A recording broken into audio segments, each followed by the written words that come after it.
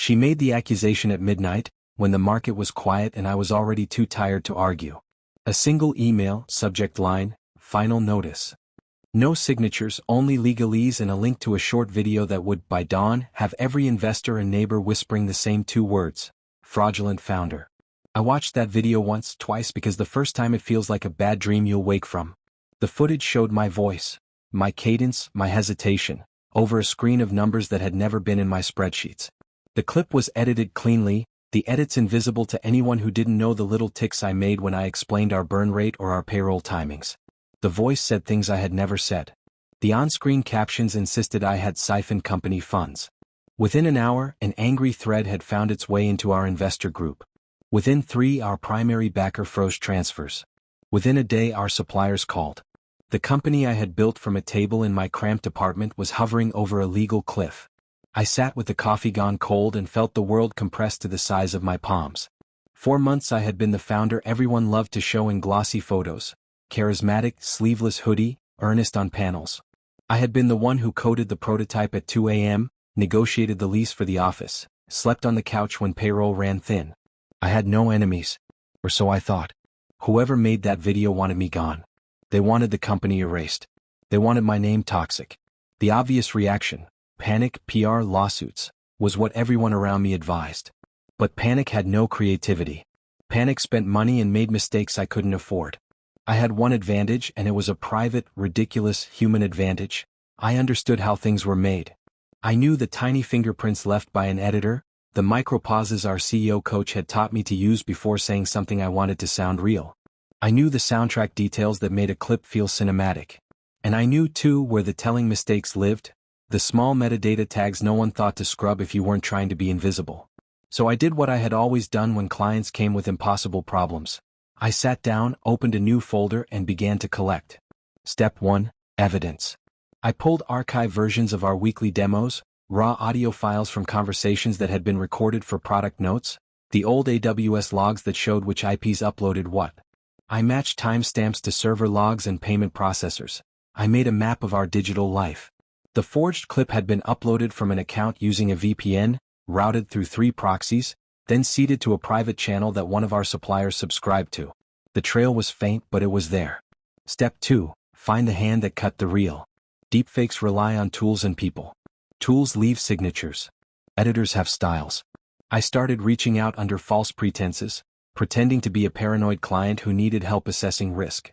I called freelancers and forums and asked them about their techniques, feigning ignorance to bait details. I learned industry slang, the names of niche plugins, the way a certain program morphed audio. I found a comment thread where an angry contractor complained about a messy job and mentioned the platform the clip had been pushed through. Step 3. Bait. Revenge, I decided, would not be a scream, it would be a mirror. I created a set of bait files, mock ledgers, harmless but believable drafts, a contrived confession audio that sounded like the real thing to the untrained ear. Then I planted them on a public repository disguised as a founder's sandbox. I made the sandbox look juicy, half-formed pivots, jokes about creative accounting, a fake Slack export that hinted at desperate measures when the runway narrowed. I didn't make anything illegal. I made things that looked bad enough that someone wanting to make a spectacle might take them and run. The hand reached in quicker than I expected. In the middle of the night, an account I'd been watching, one with connections to a boutique PR firm known for aggressive influencer stunts, pulled a file and tweeted a teaser. Within hours, a misshapen copy of my bait appeared online, edited into a short clip that matched the style of the original smear. That was my break. The forger had given me the same fingerprints, the same plugin signature, the same awkwardly long pause before a line, the same reverb tail on the apologetic phrasing. 2 clips, same body. Instead of publishing my discovery to the world right away, I did something worse. I invited the forger out. I opened a burner account and reached into the same digital places they used, pretending to be an anxious founder offering cash for cleanup. I dangled a larger job, a contract to produce a truth campaign that would rehabilitate their clients, or favorite influencer. I laid the bait thick. Money always brightens the world. They replied, of course. The messages were efficient, cold, and careful. We traded a few technical chat logs. Names that meant nothing to most people meant everything to me. An editor's handle, a studio name, a location that resolved to a rented office. They were confident enough to show a demo reel. Inside that reel, in a blink between frames, I found a logo watermark for a local post-production shop I'd driven past a dozen times. I booked a meeting. Walking into the studio, the mirror of glass and vinyl felt like stepping into a trap I had laid for myself. A young man with paint-splattered sneakers and a bored smile greeted me. He recognized me, of course. The photo of me on our site was everywhere, but he kept his voice casual when he asked what I needed. I said we wanted a video cleanup. I said I'd pay double. He smiled and led me to a small room with a Mac, neon lights, and stacks of hard drives. His confidence unraveled when I mentioned the final notice clip by name. He paled. He tried to backpedal, claiming ignorance that his job was technical, not political. But humans are clumsy when cornered. They talk. The forger talked. He named names. An account manager at the PR firm, a mid-level investor who resented me, a supplier who wanted my contract. It was greed disguised as strategy. He admitted he'd been hired to push the narrative, and that the clip had been stitched from 3 sources. My voice, a placeholder spreadsheet, and some stock footage. I recorded him, of course. I let him warm up to discussing money, then I played him a different game. Instead of calling the cops, though I had the recordings for later, I played the forger's own trick. I offered him a better job, one that would pay enough to disappear comfortably. But the condition was public. He had to upload a short clip naming the people who'd hired him. I gave him a script that sounded like a confession. He hesitated. Nobody likes to burn a bridge that lines their pockets. He clicked record. The confession was clumsy and human and, crucially, truthful. He named names. He gave dates. He typed the email address used to send the original scrawl. He did something else too. In his panic, he handed me a cache of files. Raw project folders, transfer logs, invoices with a trail that led straight to a shadow account controlled by the PR firm and a shell corporation linked to a competitor who'd been angling for our assets. I walked out with the confession and a folder heavy with evidence. I didn't feel proud. I felt like someone who'd crossed a line. The world we had built, our product, our team, the people who'd counted on us, deserved better than the smear I'd survived. But some part of me, the part that had been awake at 3 a.m. with coffee stains on his shirt and code in his head, tasted a bleak victory. I released the evidence the way the forger had released mine, clean, surgical, with zero dramatics. I posted the raw invoices to our legal counsel, fed the confession to a reputable journalist who did not sensationalize but nailed the chain of custody. I sent the server logs to our primary backer and the supplier who'd panicked. I did not compose a manifesto. I replaced my panic with a methodical hand and let institutions do their job. The fallout was weirdly quiet. There were headlines, smear campaign exposed, editor confesses, but no viral frenzy. Investors apologized. The supplier called back, voice small and uncertain. Our backer unthawed the account. The competitor who'd hired the PR firm issued a tepid denial and then, within a week, found their own partners pulling out. The forger's studio shuttered and the operator vanished under a fryer of subpoenas and contracts. I did not dance on anyone's ruin. I did not throw confetti. I sat at my desk, turned my chair to the window and watched the day begin. The sun came up. The office bloomed with the ordinary kind of hope. Code compiling, coffee brewing, someone laughing at a bad joke. Our names were not entirely clean. Trust heals slowly. But the engine we'd built, human, fragile, documented, kept turning. Revenge, I learned, is not a pyrotechnic finale. It is a series of small, precise moves that reclaim what was stolen without becoming theft itself. The forger had tried to make me invisible with spectacle. I had answered by making the truth heavier than any rumor. It wasn't vindictive. It was necessary. That night, when I shut down my laptop and walked home under a sky that had let the city breathe again, a message popped on my phone from an old mentor. Good work, it said. That was enough. Less a congratulation than a recognition that I had refused to be flattened by a lie. I slept without coffee. For the first time in a long while, I slept. After the confession and the invoices, things should have been simple. The client apologizes, the money unfreezes, life resumes. But truth is never tidy. The forger's confession opened doors, sure, but it also opened a darker room I hadn't expected. One full of grudges, quiet threats, and the smell of people who'd been burned scrambling for blame. I could have taken the quiet win and closed my laptop. I almost did. For 2 days I let the office breathe.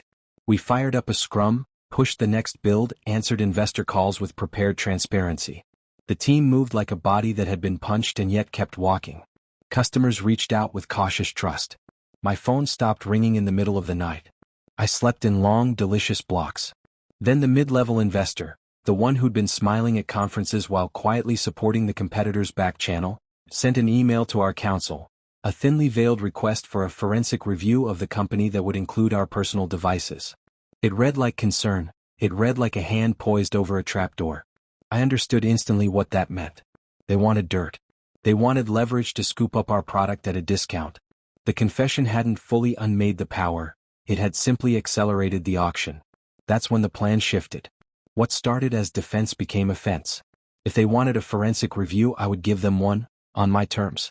If they wanted to treat our work as collateral, I'd show what collateral really looked like. Step 1. Inoculation.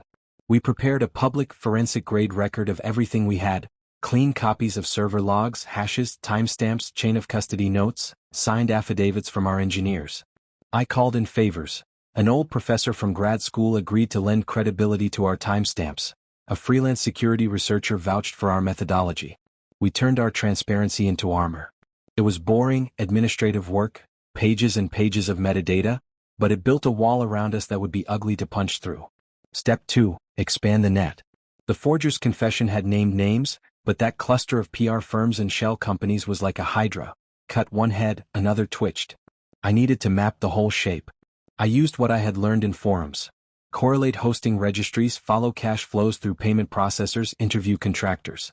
As the map filled, a pattern developed.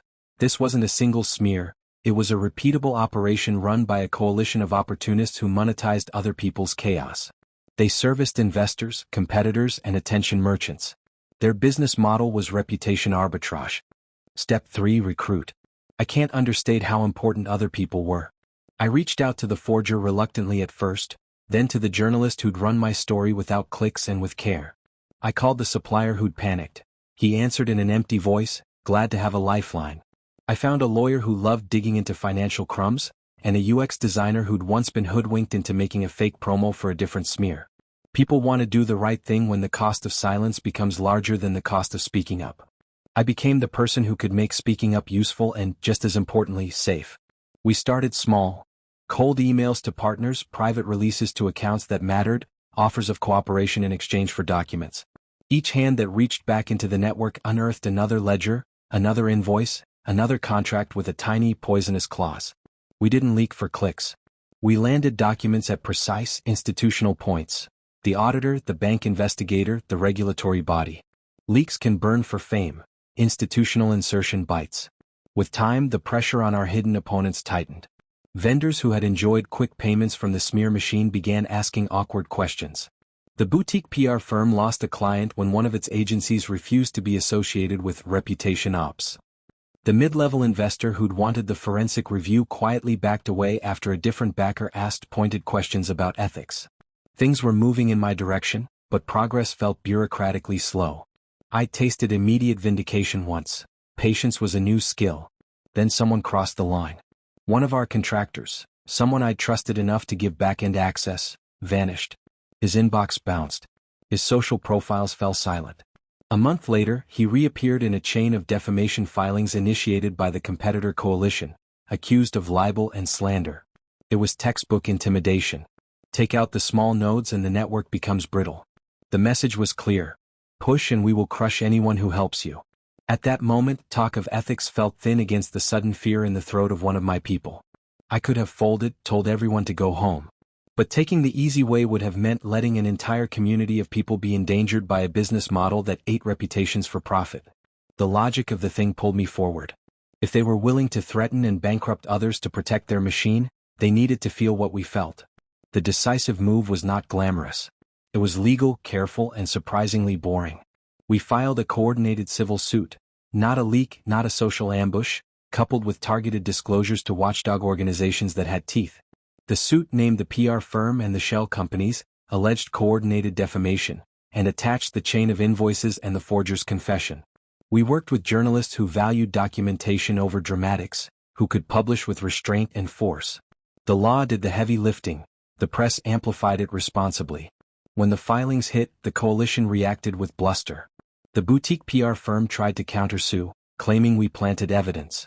The competitor's execs issued denials that read like theater. But their legal playbook didn't account for the muscle of coordinated documentation.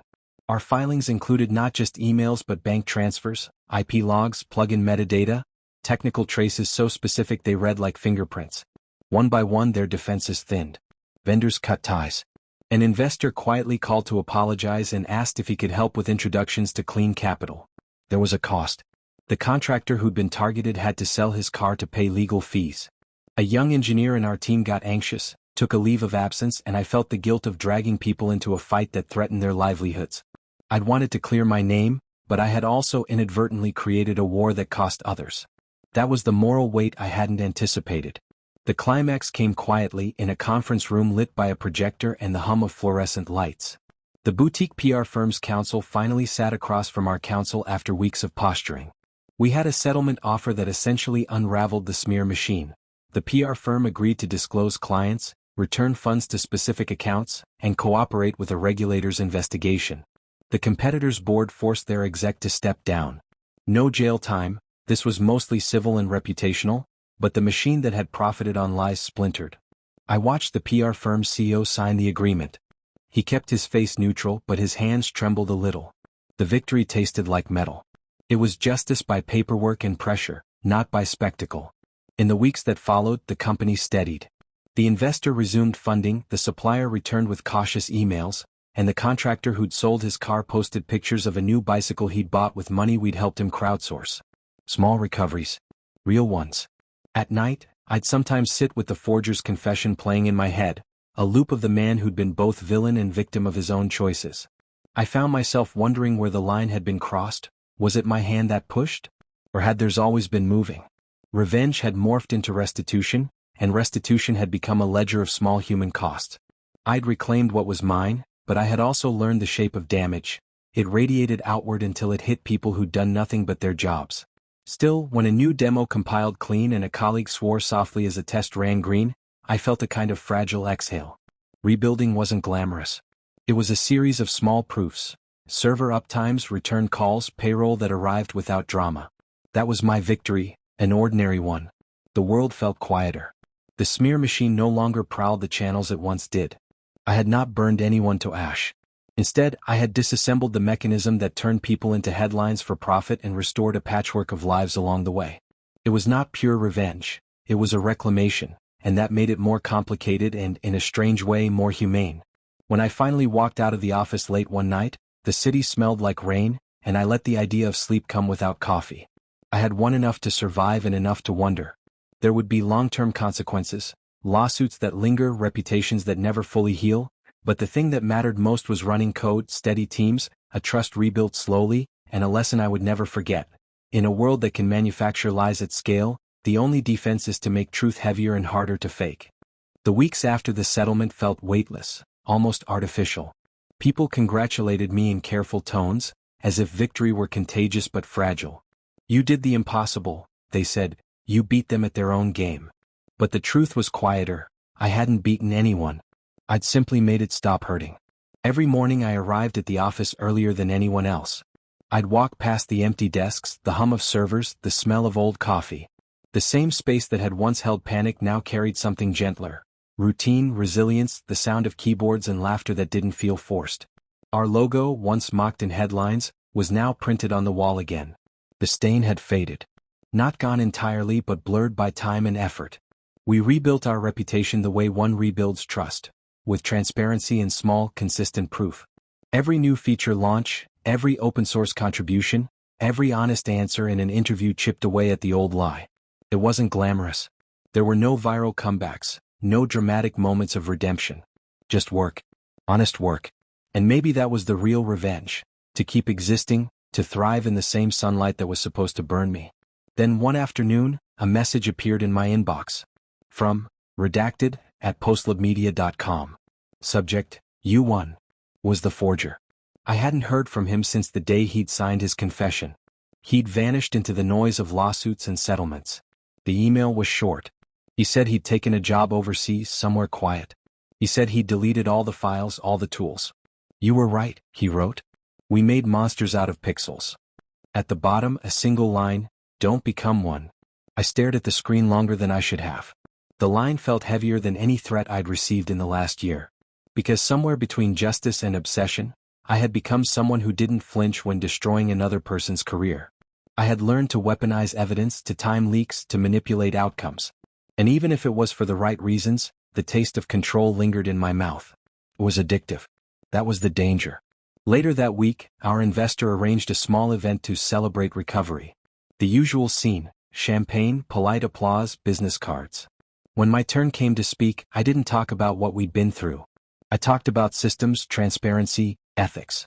I sounded like a man giving a TED talk, not the one who'd once stared into a camera and planned revenge at 3 a.m.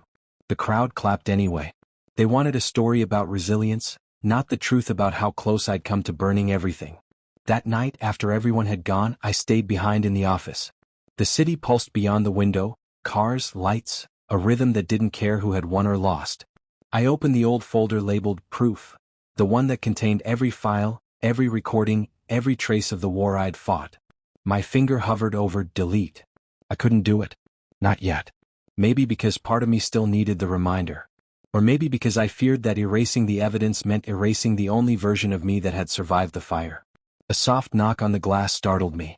It was Lena, one of our engineers, still in the office holding a paper cup of coffee. "You're still here," she said. "Bad habit," I replied. She smiled. "Good habits keep companies alive. Bad ones keep founders awake." We laughed. The kind of laugh that only people who've seen disaster can share. She looked at the monitors filled with code and logs, then back at me. "You know," she said, "you never really told us why you didn't just burn them down. You had the evidence. You could have ruined them." I looked at her, and for the first time I answered honestly. "Because then I'd be one of them." She nodded slowly, understanding more than I'd said. Then she left, the door whispering shut behind her. I turned back to the monitor. My reflection stared at me from the dark screen, tired, older, but whole. There was peace in that. Revenge had stopped being about destruction a long time ago. It had turned into something else: preservation. Of self, of people, of the small circle of trust that still mattered. A few months later, our company was stable again. Not spectacular, not viral, stable. The kind of stability that feels like forgiveness. New clients, quiet investors, no drama. The world had moved on. The competitor was absorbed by another firm, the PR company dissolved, and the mid-level investor disappeared from LinkedIn like a ghost who'd finally run out of stories. One evening, as the sun folded itself into the skyline, I closed my laptop and walked out of the office for the last time that week. My reflection in the glass doors looked almost like the man I'd been before the smear, the one who still believed good work was enough. I smiled faintly. Revenge, I realized, is just grief that learned how to code. It teaches you precision, patience, and the illusion of control. But when it's done, when the last line of justice runs clean, you don't feel triumphant. You feel empty and then slowly free. I reached the street, breathed in the cool air, and kept walking. No one followed. No headlines waited. Just the sound of my footsteps, proof enough that I was still here.